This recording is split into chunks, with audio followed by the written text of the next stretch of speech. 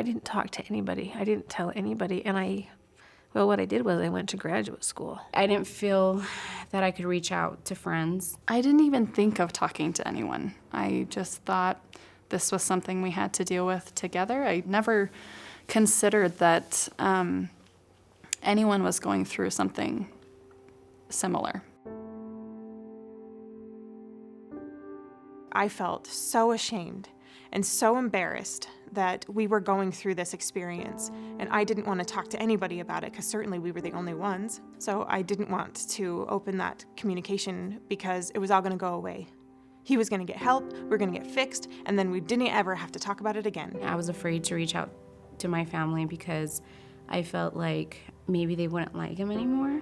And this was a man that I loved, and I didn't want my family to have any ill feelings towards him. Most women will naturally go into silence, and they're so overwhelmed, they're humiliated, and this becomes a reflection on them. Even though it's not her fault, she still carries the couple's shame and wants to protect him and protect herself. She doesn't think anybody will ever understand why on earth she would want to stay with him. I never would have gone to someone else because I was so protective of his reputation, didn't want anyone thinking badly of him. I think the only way it could have worked is for our friends to come to us, because when someone was there and saying, I'm willing to talk, I was, okay, we can, but it'll just be awful. Not having a girlfriend that I say, I just feel this way in my marriage. What do you think of that?